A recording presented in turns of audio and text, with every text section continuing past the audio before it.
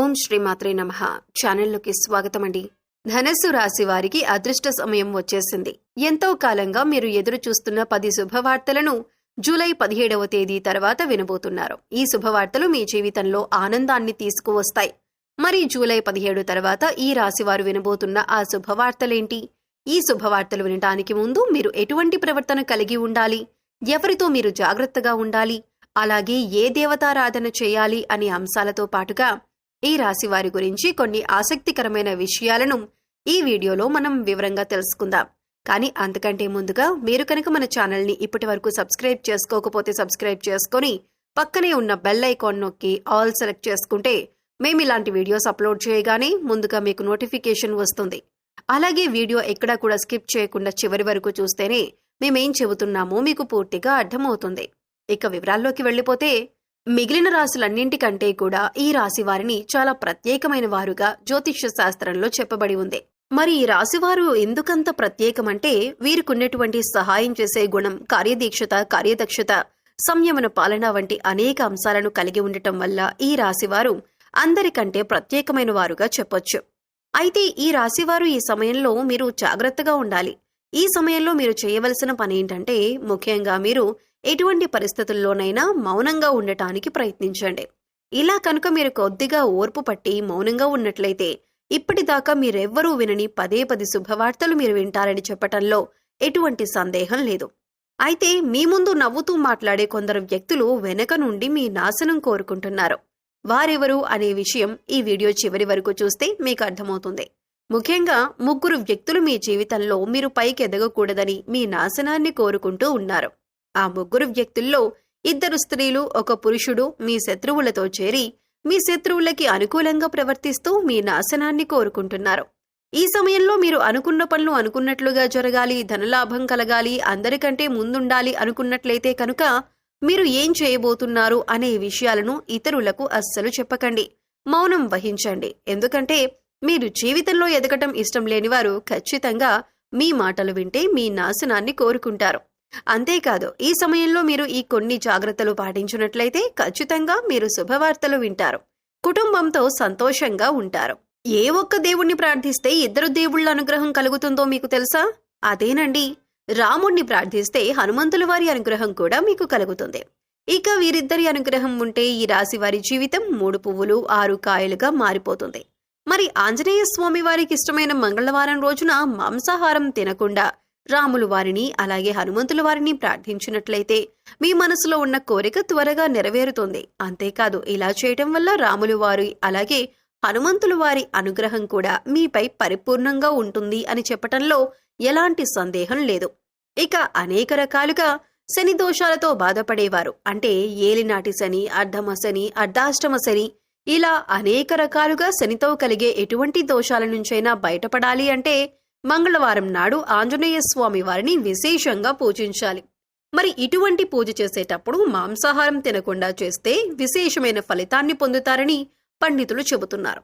ముఖ్యంగా ఉదయాన్నే, అంటే భోజనం చేయటానికి ముందే పూజ ముగించుకుంటే మంచిదని తెలియజేస్తున్నారు. అయితే ఈ వీడియోని మీరు చివరి వరకు చూస్తేనే మీరు చేయకూడని తప్పులతో పాటుగా ఏ వ్యక్తులతో మీరు దూరంగా ఉండాలి అనే అంశాలైతే మీకు వివరంగా తెలుస్తాయి.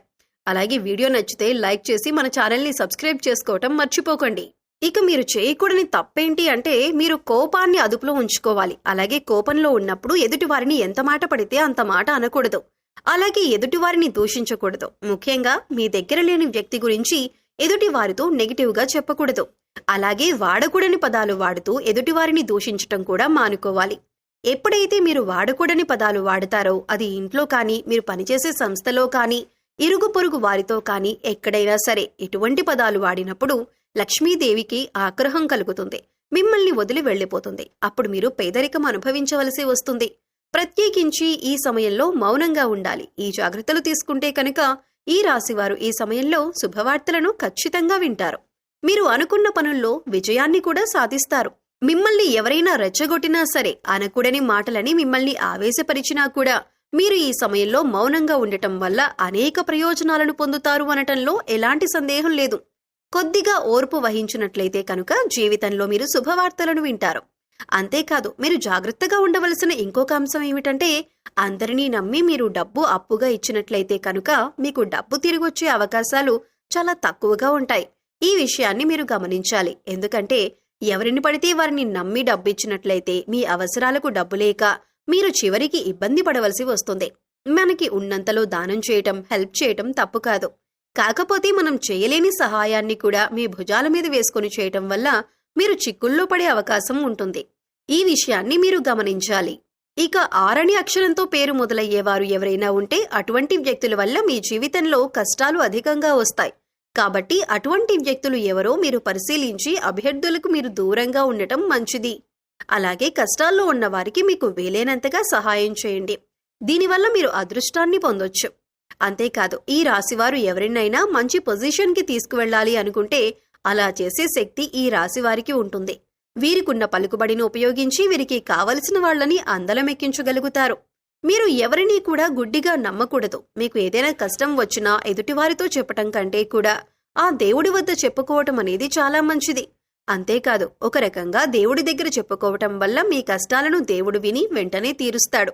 ఎందుకంటే ఈ సమయంలో మీకు దైవబలం కూడా అండగా ఉంది.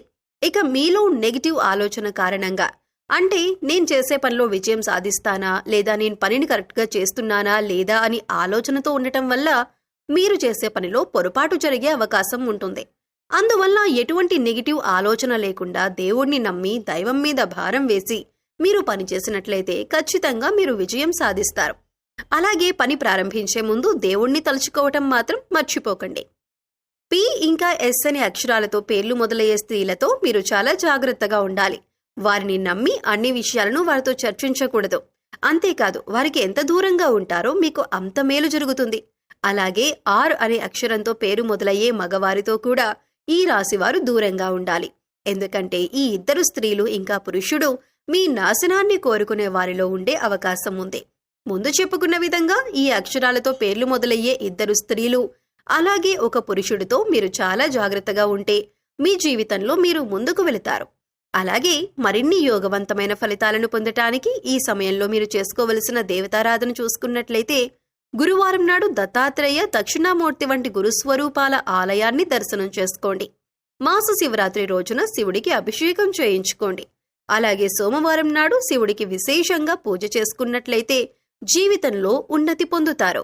సో చూశారు కదండి, ధనస్సు రాశి వారు ఈ సమయంలో ఏ విషయాల్లో జాగ్రత్తలు తీసుకోవాలి, అలాగే 9వ తారీఖు తర్వాత మీరు ఎటువంటి శుభవార్తలు వినబోతున్నారు, అలాగే ఈ సమయంలో మీరు ఏ వ్యక్తులతో జాగ్రత్తగా ఉండాలి అనే అంశాలతో పాటుగా ఈ సమయంలో మీరు చేసుకోవలసిన దేవతారాధన గురించి ఈ వీడియోలో మనం వివరంగా తెలుసుకున్నాం కదా. ఈ వీడియో మీకు నచ్చినట్లయితే లైక్ చేయండి. మీ ఫ్రెండ్స్ అండ్ ఫ్యామిలీ మెంబర్స్లో ధనస్సు రాశి వారు ఉంటే వారితో ఈ వీడియోని షేర్ చేసుకోండి. అలాగే ఇప్పటి వరకు మన ఛానల్ని కనుక సబ్స్క్రైబ్ చేసుకోకపోతే సబ్స్క్రైబ్ చేసుకొని పక్కనే ఉన్న బెల్ ఐకాన్ నొక్కి ఆల్ సెలెక్ట్ చేసుకుంటే మేము ఇలాంటి వీడియోస్ అప్లోడ్ చేయగానే ముందుగా మీకు నోటిఫికేషన్ వస్తుంది. మరో చక్కటి వీడియోతో మళ్ళీ కలుద్దామండి. ఓం శ్రీమాత్రే నమః.